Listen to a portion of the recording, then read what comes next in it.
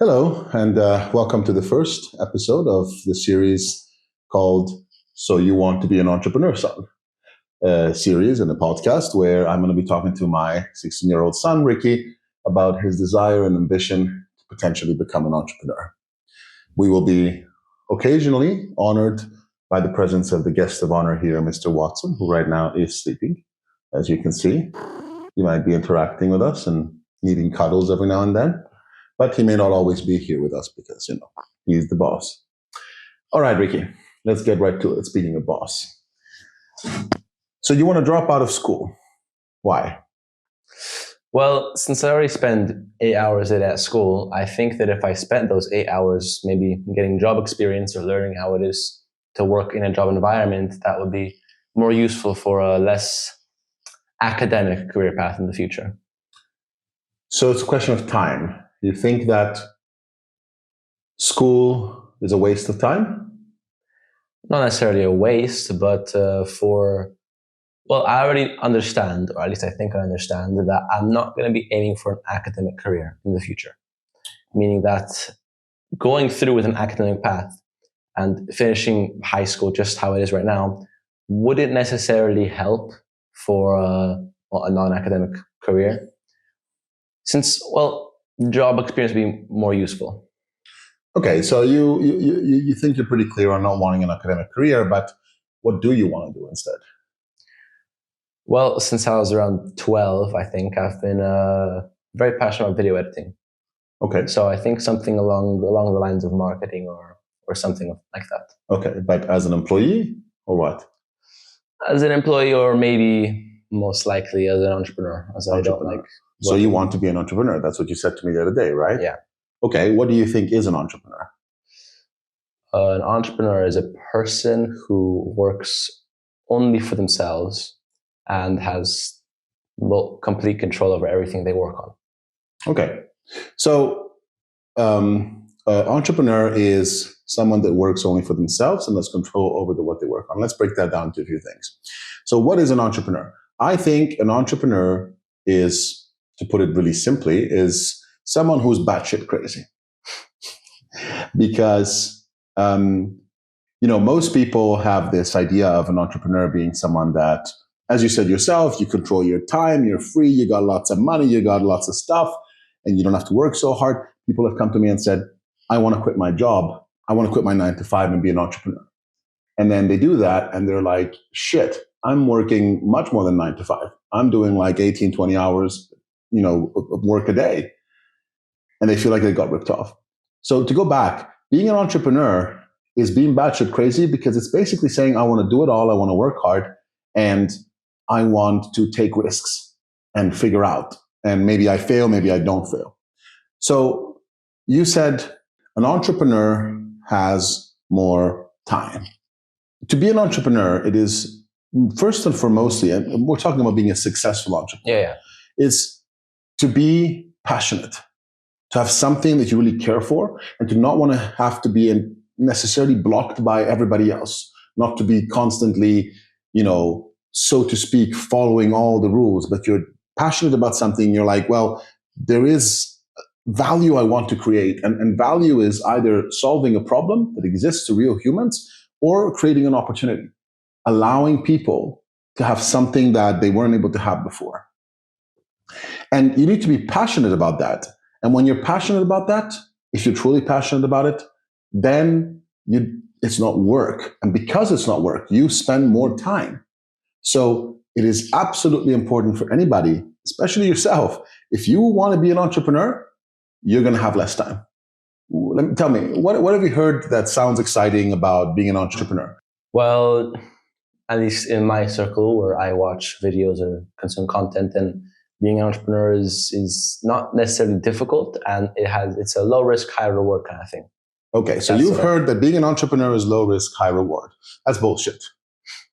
Especially at the beginning, being an entrepreneur is high risk, low reward. You have to figure shit out and you have to wing it and somehow have the confidence that it's like, well, I don't know what I'm doing, but I'm going to figure this out. And 80% of startups fail. So it's really high risk and short-term low reward from a perspective of like results. Now, if the reward for you is to spend your time doing something you're passionate about, then that's good. But it's important that you think about it from a perspective of, I want to be an entrepreneur because I'm passionate about something and I want to spend my time doing what I'm passionate about.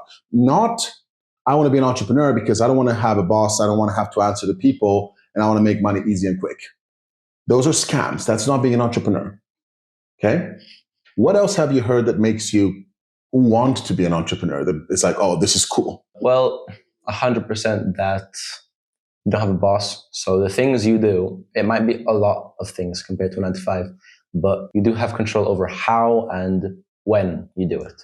Okay, so you think you want to be an entrepreneur because you heard that being an entrepreneur means you're your own boss. Yeah. Okay. Being an entrepreneur, you may think you're a boss, and technically you're the boss. But with time, and as you begin to actually gain traction, you realize you're not exactly a boss. Again, to be an entrepreneur is to be passionate about creating value. To create value is to solve a problem or create an opportunity to a real human being, which means you have a boss. That human being needs something and you want to create it for them, and you need to listen to them. That's the customers. And then you're going to have employees, and your employees have needs as well. You know, they want to do this, they want to do that, they want to work from home, they don't want to work from home, they want to have integration events, they want to raise, they want this, they want that. And then all of a sudden, you kind of become an employee of your employees. To be an entrepreneur is not to be 100% a boss, to be the boss of everything. And then I didn't mention too much about investors.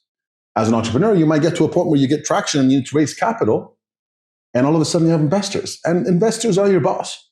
So again, don't become an entrepreneur if the primary thing that is driving you is to be your own boss, to have more time, and to do something that is low risk and high reward. Well, actually, I'd say that the main thing that's driving me to be an entrepreneur is not the money factor or anything else, but it's mainly time. Because I'd say that, for example, in school, it's 5 times a week of 8 hours, 8 hours, 8 hours, 8 hours.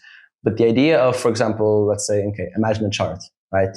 Where your whole life, a 9 to 5 would be 8-hour day, 8-hour day, 8-hour day, 8-hour day, weekends, etc., etc. Mm-hmm. But being an entrepreneur, I think that, at least in my mind, it would look something more like 12-hour day, 12-hour day, 12-hour day for like 3 to a year, 3 months to a year. And then the next year it'd be 10 hours and then et cetera, until eventually you work barely any hours. Okay. So really interesting point. So you talked about 12-hour days, 12-hour days, 12-hour days, or 8-hour days, 8-hour days, 8-hour days. But what is an hour? 60 minutes. Okay. But is it really 60 minutes? Have you ever been in a position where time went by slowly or fast? Yeah. Okay. So would you say that maybe time is relative? Your perception of time is relative? Well, yeah, obviously. So when you talk about 12-hour days or 8-hour days, are you actually talking about the actual number of hours that you're working? Or are you actually talking about your perception of those hours? I'm talking more about like the work done. So a lot of work, and then that leads to eventually less work. So workload. Yeah. Yes? Yeah.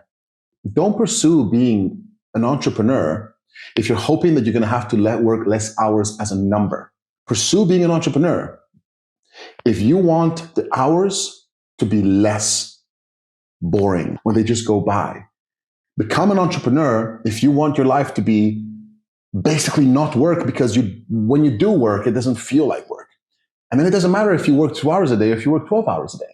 Yeah, and this goes back to the whole school thing, where 8 hours at school could be torturous and looking at the clock.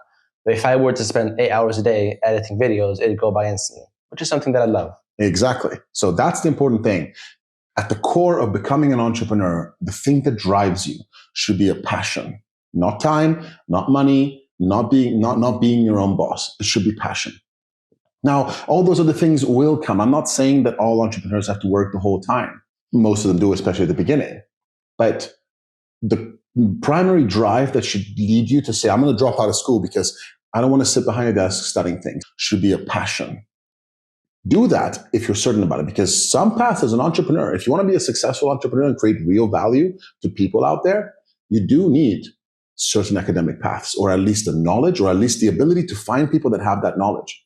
You know, fields like medicine, law, and a variety of other fields. If you don't have the experience, You don't need necessarily a degree, but if you haven't spent time diving into it and being exposed to those problems that you can only really be exposed to when you're in an academic scenario, or at least if you're in a hospital, right? So to me, an example of a great entrepreneur in medicine, for instance, would be someone that did go to the academic path because that's how you become a doctor and that's how you get allowed to operate on patients in a hospital. We don't want people that are not reasonably well prepared to work on your organs. So to me, a great entrepreneur in that case would be someone that has been a doctor, someone has been on the trenches, has felt the pain and the problem, and is then able to say, well, I understand this. This needs a solution, but it starts with the problem and the challenge or the opportunity. What if people could hear? Deaf people that don't hear, what if they could hear? And you only see that when you've experienced it. So I've heard that being an entrepreneur means that at the beginning, when you're just starting, you have a lot more work than the average person in 9 to 5. But then slowly as you progress, and at the very end, you have much less work to do, workload and time. Yeah, that is not entirely inaccurate, but I would put it this way. More importantly, as an entrepreneur, what actually ends up happening is by the time you get to the point where you have less work to do, you have evolved. You've matured, you've grown, you've developed into a very different person. And so your perception is different. And what actually happens is the amount of time you spend working matters less. It is less painful. At the beginning, you're thinking about, I'm working. But later you're like, it doesn't matter how much I'm working. What matters is the results, what I'm achieving. And you start thinking quarters and years and not tomorrow and not next week. So the truth is you get into it because you think it's more work at the beginning and less work later. But what you actually get out of it is you evolve and you just stop looking at the hours. You stop caring about it. You stop saying that the amount of hours I work is what matters. You don't measure it. So a path to being an entrepreneur in my head would be that I get a lot of work done in the beginning, and that slowly sets me up to being able to work less and less and less. Because obviously there is passion for video editing, but if I've been doing it for 20 years, it is going to get tiring at a certain point. You make a big investment at the beginning, you work hard, but then with time, it begins to produce from you. Yes? Yeah. And that is an excellent perspective. To do that, it requires you to understand long-term results. Most entrepreneurs get into it thinking, well, I'm going to be creating this business. This business will start making money. And then in like 1 year or 2 years, it'll start producing for me. And then I can just sit back and relax. It's not entirely wrong to think that, but most of them are wrong. And their estimates are completely off the charts. It's okay if you think about it in longer terms. It's okay if you think to yourself, well, I'm going to do this probably for 10, 20 years. And then maybe there's going to be a return after. And it is very important because, yes, you can get to a point where you work really hard right now, okay? You build something that starts generating value. It becomes an asset. It's producing value to you on a regular basis. And then you can kind of step back. But be very careful because the end result is not just going to be having something that produces value. The biggest value that you're going to get from it is your personal growth, your mindset, your thoughts. There is a saying about lifestyle inflation. A lot of the startup founders, a lot of the people I've worked with, and I've seen them go through this path, they do that, but then their lifestyle explodes. The cost of lifestyle explodes too much to the point that it becomes a vicious cycle of wanting more and more and more. So the money is definitely a great way to measure value that is being generated by it. But as an entrepreneur, what really matters in terms of playing the long-term game is not only to think in 10, 20 years, I will have a business that will be generating millions of dollars for me, but rather I will be a different person. I will have different perspectives. I will have different mindset. I'll grow and I'll be able to do it again. Most founders succeed after, gain this real success, so to speak, both personal, the way they feel about things, the way they live their life, the accomplishment they feel, the sense of meaning and purpose, and the challenges that they want, they go after, only happens after 2 or 3 businesses. And that's because of the mental evolution that happens across it. One last thing that I think it's important for you to keep in mind in your path of pursuing entrepreneurship, and that is you need to remember everything you see around you, everything is made by humans and for humans. from a societal perspective, of course, Yeah. And that means that whether you like it or not, as an entrepreneur, it's about humans. The buck stops with humans. And you deciding to jump into this path and potentially drop out of school is something that needs to alert you of the fact that if you do choose this path, ensure that you are engaging on a frequent basis on social interactions, because as an entrepreneur, your ability to understand people, to persuade people, to collaborate with people, to have disagreements with people is going to be really, really important. So if you're going to be pursuing an entrepreneurship path, don't lock yourself in a basement. Don't be in a position like this is something that school does for you. You have to interact with people. And it's easy to think, well, there's school and then there's the world. But the thing is that dynamic that you have in a classroom, the teacher, the president of the school, whatever the hell it's called, the dean, okay? Your schoolmates, people from other classes, people from other schools, all those interactions, you can replicate them in a business. You can make a comparison of the dynamics of a classroom. There is the, in school, sometimes there's the nerd guy, there is the smart guy, there's a talking guy, there's that. A business is exactly the same story. Okay. And understanding those dynamics and learning how to, make the most out of it and how to be a part of it is really crucial. I'm not saying all entrepreneurs have to be extroverts, but I'm saying all entrepreneurs should invest and prioritize their social skills. And social skills really is something that only comes with practice. So don't pick a sport, go play a sport, do some activities, go out, hang out with people, understand. If you're sitting behind a computer and doing research about stuff, well, try to see if there's events that there are people that are like-minded, and then go and talk to them, interact with them, understand, practice and keep fresh your social skills. Beyond that, you might get to a point where you see that you become a very good business person in terms of business development and sales, and then maybe that's the path you take. But even if you're not going to be doing the sales directly, and most entrepreneurs have to do some sales, especially at the beginning, but even if eventually you'll find the right people to do the sales, you still require the ability to identify whether they're the right people to do sales. So as an entrepreneur, you need to have good social skills. So make sure that as you pivot in your life and follow this path, you prioritize it and you make time for it, and you don't think about it as free time. And this goes back to what we said before. You think you have a lot of time, but then the truth is everything you do is work. It takes your headspace. You think about it all the time. One thing that people don't realize when they say, I want to quit my 9-to-5 job and become an entrepreneur, is that mentally, regardless as to whether you have high workload or not, you're working 24 hours a day. It bothers you in your sleep. You think about it all the time. There is a beauty in being able to check in and check out at 9 to 5 p.m. Pilots, for instance, they may have a lot of travel schedules and a lot of challenges and difficulties when they're traveling. But when they're out of the plane and when they're done with their checklist, they don't have to think about it again until they get back to the plane. You won't get that as an entrepreneur. Or, you might be able to, but don't go into it thinking that you're going to be able to go to work, start working, stop working, and not think about it.